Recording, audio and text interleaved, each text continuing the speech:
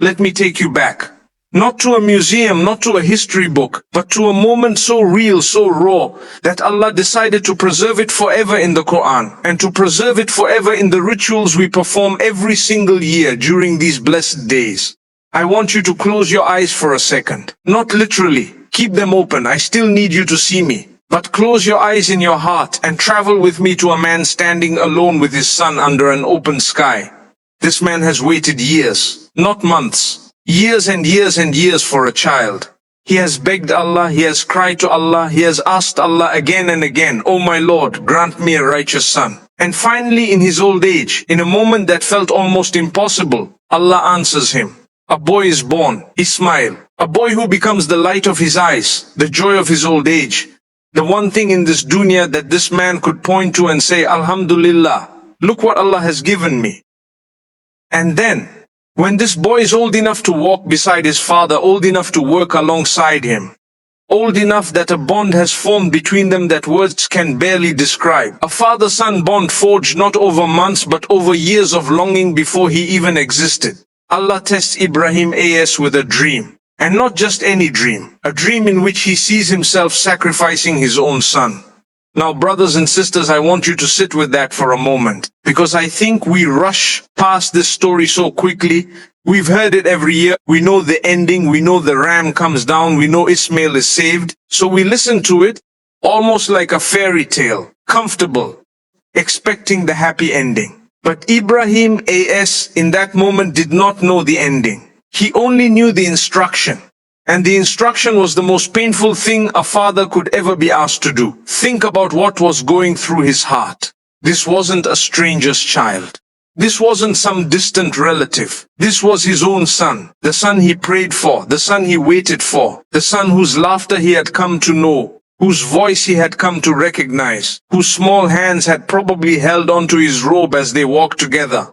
And now, in a dream, which for a prophet is a form of revelation, is a command from Allah, he sees himself putting a knife to that same boy's throat. Any normal human being would have 1,000 objections rise up instantly. Is this really from Allah? Maybe I misunderstood.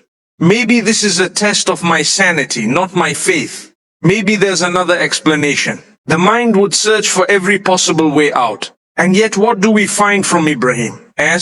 We don't find him running to scholars of his time to ask for a second opinion. We don't find him negotiating with Allah the way he did when he pleaded for the people of Lut. We don't find him stalling, delaying, finding excuses. We find a man who, once he understood this was from his Lord, moved forward with certainty. But here's what touches me the most.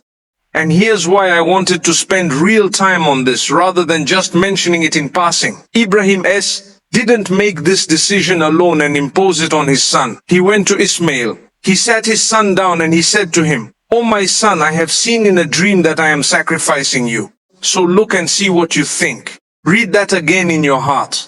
The Prophet of Allah, a man who could have simply acted on the command since it was revelation, and revelation doesn't require anyone's permission, chose instead to include his son in the conversation. He asked him, "What do you think?" Why would he do that? I believe, and Allah knows best, that this wasn't about needing permission.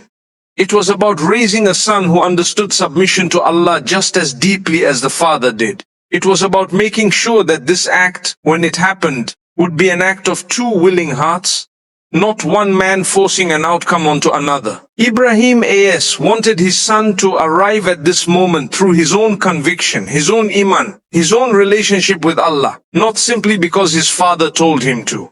And Ismail's response is one of the most powerful statements recorded in the entire Quran. A young boy, likely a teenager, hears that his own father has been commanded to end his life. And instead of panicking, instead of running, instead of pleading for his life, he says, "Oh my father, do what you have been commanded. You will find me, if Allah wills, among those who are patient." I want you to notice the language here, because it's not passive. He doesn't say, "Okay, if it must happen." He says, "Do what you have been commanded," as if he's reminding his father of his duty, encouraging him to fulfill it, standing shoulder to shoulder with him in obedience, rather than being a passive victim of it. And then he adds something remarkable. "You will find me, if Allah wills, among those who are patient. He doesn't even guarantee his own patience with arrogance. He attaches it to Allah's will, showing a humility that many of us, decades into our practice of faith, still struggle to embody. This, brothers and sisters, is a family that understood something we desperately need to understand today. That faith is not measured by how much we are given, but by how much we are willing to give back when asked. Now here's where I want to slow down even more, because this is the heart of everything I want to share with you in this opening reflection. When we tell this story every year around Eid al-Adha, there is a temptation to focus entirely on the external drama, the walk to the place of sacrifice, the whispers of Shaitan trying to stop them, and the stones thrown at those whispers. A ritual we now recreate at the Jamarat in Hajj, the moment the knife is brought to the throat, the miracle of the ram descending from the heavens to replace Ismail. These are all beautiful, all profound, all worth reflecting on. But if we stop at the surface, we miss why Allah preserved this story in the first place. Because here's the truth. Allah did not need Ibrahim A.S. to actually sacrifice his son. Allah is not pleased by blood. Allah is not in need of flesh or bone or the death of an animal or, God forbid, the death of a human being. The Quran itself tells us plainly later in the story of Qurbani that it is neither the meat nor the blood of these sacrifices that reaches Allah. It is the taqwa, the God consciousness, the sincerity behind the act that reaches him. So if the blood was never the point, and Allah never intended for Ismail to actually be sacrificed, then what, brothers and sisters, was the entire test actually about? It was about obedience. Pure, unfiltered, unconditional obedience. It was about whether Ibrahim A.S. loved Allah more than he loved the single most precious thing in his life. It was about whether, when given a choice between his own desires, even a desire as pure and legitimate as loving his own child, and the command of his creator, which one would win. And this is exactly why this story is so relevant to you and me today, sitting here, thousands of years later, with no ram to sacrifice symbolically in the way Ibrahim A.S. did, but with our own version of that test happening in our lives every single day. Because think about it. None of us are being asked to literally sacrifice our children. Allah, in His mercy, does not test this ummah the way He tested His close and beloved Prophet. But every one of us has something. Every single person sitting here watching this, listening to this, has something in their life that plays the same role Ismail played for Ibrahim A.S. Something we love intensely. Something we've invested years into. Something that feels like it defines who we are. Something that we would find almost impossible to let go of if Allah asked us to. For one person, it might be a certain lifestyle they've built. A comfort zone that feels too good to give up, even though deep down they know parts of it displease Allah. For another person, it might be a relationship, a friendship, or even something more that they know isn't right, isn't halal, isn't good for their heart, but they've grown so attached that the thought of ending it feels like death itself. For someone else, it could be their reputation, their image in front of people, their fear of what others will say if they suddenly become too religious or start practicing more visibly. For another, it might be wealth, a business deal that involves something questionable, an income source that isn't fully clean, a habit of holding on to money in a way that stops them from giving in charity the way they should. And for many of us, if we're honest with ourselves tonight, it's simply our ego, our pride, our need to be right, our need to win an argument, our need to never admit we were wrong, our need to always come out on top, even at the cost of a relationship, even at the cost of our own peace, even at the cost of our own ahira. This is the deeper meaning behind what can you sacrifice. It's not really asking what animal you're going to buy this Eid, whether it's a goat or a sheep or a cow or a camel, whether you're sharing in a group kabani or doing it individually. Those are important questions with their own rulings and their own reward, and we should absolutely fulfill that sunnah with sincerity. But the real question, the question Ibrahim A.S. and Ismail A.S. are asking you across the corridor of time, the question that echoes every single year during these 10 blessed days, is this: what is the Ismail in your life? What is the thing you love so much that if Allah asked you to give it up, you would hesitate the way any normal human being would hesitate? And I want to be clear here. Hesitation itself is not a sin. Ibrahim, as was human. Ismail, as was human. Feeling the weight of a difficult command, feeling your heart tighten at the thought of giving up something you love, is not a failure of faith. What matters is what you do after that hesitation. Do you let that hesitation turn into refusal, into excuses, into a slow drifting away from the command? Or do you let that hesitation pass through you and still choose obedience on the other side of it? The way this father and son chose obedience on the other side of their pain? I think many of us have convinced ourselves that sacrifice for the sake of Allah is supposed to feel easy if our iman is strong enough. We think, if I really loved Allah, I wouldn't struggle with this decision at all. But look at the example given to us. Ibrahim, A.S., is one of the greatest human beings to ever walk this earth. A man Allah calls his close friend, Halilullah. And even he needed to have a conversation with his son before this could unfold. Even he was human enough that Allah, in His mercy, gave him the space to process this, to include his son, to walk together toward the place of sacrifice, rather than acting in a single instant of blind panic. So if you are sitting here today and there is something in your life you know you need to let go of for the sake of Allah, and you're feeling that resistance in your chest, that heaviness, that fear of what life will look like without it, I want you to know that this feeling does not disqualify you from being someone of strong faith. It simply means you are human, exactly like Ibrahim, A.S. was human. Exactly like Ismail, A.S. was human. The question is not whether you feel the weight of the sacrifice. The question is whether you carry that weight forward anyway, in obedience, trusting that Allah does not ask us to give up something except to replace it with something better.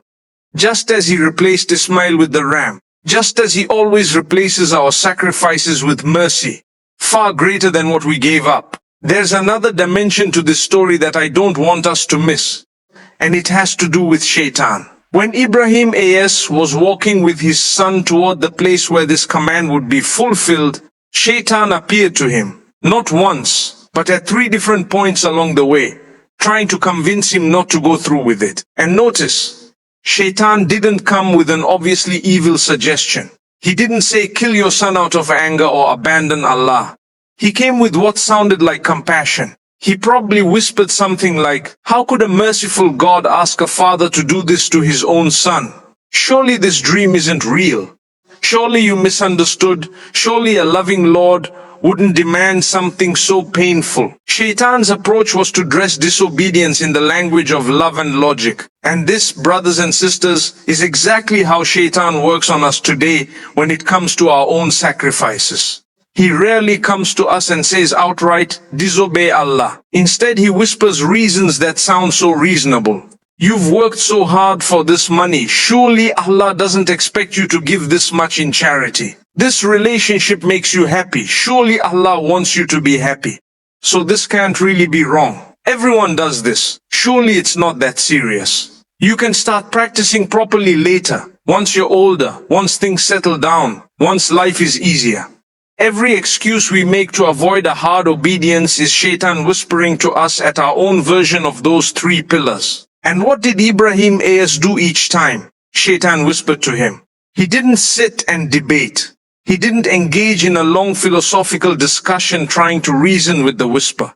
He picked up stones and he threw them. He rejected the whisper outright, decisively, without giving it space to take root in his heart. This is why, until today, every single pilgrim performing Hajj walks to those same 3 locations and throws stones at those same pillars, reliving physically, with their own hands, the rejection of every excuse that tries to stop us from obeying Allah.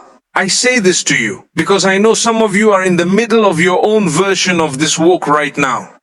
You know what you need to give up. You know what Allah is asking of you. And every single day, a whisper comes, sometimes from Shaitan directly, sometimes through a friend who normalizes the wrong thing, sometimes through your own nafs, dressed up as logic, trying to convince you that this sacrifice isn't really necessary, that you're overthinking it, that Allah doesn't really mind.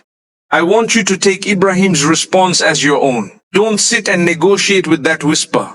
Reject it. Throw the stone. Keep walking. And then finally we come to the moment itself. Ibrahim AS lays his son down. Some scholars mention he laid him on his side or on his forehead, so that he would not have to look into his son's eyes as he carried out the command. A small mercy even in the middle of the hardest moment of his life. He brings the knife to his son's throat. And in that instant, when both father and son have fully, completely, sincerely submitted, when the intention has been made real in the heart, when the sacrifice has already happened internally, even before it happens externally, Allah calls out to him. The command is fulfilled. Not because the knife cut through, but because the heart had already surrendered completely. And in that moment, Allah sends down a ram to be sacrificed in Ismail's place. This is the detail I want to leave echoing in your mind. The physical outcome was never the point.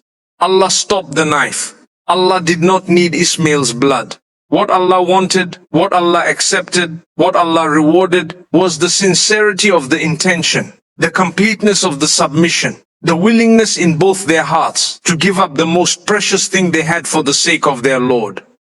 The external act, the animal, the blood, the physical sacrifice, was simply a symbol, a marker, a physical representation of an internal reality that had already taken place. And that is exactly why every single year, when we perform our own qurbani, when we sacrifice a sheep or a goat or share in a cow, we are not doing this because Allah needs meat or because Allah is pleased by the shedding of blood. We are doing this because we are reenacting in a small physical way the same internal test that Ibrahim AS and Ismail AS passed thousands of years ago. The animal is a symbol. The knife is a symbol. But the real sacrifice, the one Allah is actually watching for in your heart and mind, is the sacrifice of whatever it is inside us that competes with our obedience to Him. So when you go to buy your qurbani this year, when you stand there and you see that animal, I want you to ask yourself something different than what you've asked in previous years. Don't just ask, did I get a good price? Is this animal healthy? Will there be enough meat to share? Ask yourself, what is the actual sacrifice Allah wants from me this year? What is the thing in my life that this animal represents? What have I been holding on to so tightly that Allah is asking me to release? The same way Ibrahim was asked to release his most precious possession. Because brothers and sisters, that is the real test of Dhul Hijjah. Not whether you can afford an animal, not whether your qurbani looks impressive to others, but whether you are willing, in your own heart, in your own daily choices, to say what Ibrahim said, to say what Ismail said. I hear the command and I will submit, even if it costs me the thing I love most. That is what transforms a ritual into worship. That is what transforms an animal sacrifice into a spiritual sacrifice. That is what these blessed days are truly calling you and me to reflect on. And so before we move any further into what this means practically for our own lives, before we talk about the specific things each of us might need to let go of, I want this one truth to settle deeply in your heart tonight. Sacrifice in the eyes of Allah was never about the ram. It was never about the knife. It was never even ultimately about Ismail himself. It was about a heart willing to place obedience to Allah above everything else it loved in this world, and trusting completely that whatever you give up for His sake, He will always give you something better in return. That is the legacy Ibrahim and Ismail left for us. May we be among those who live up to it.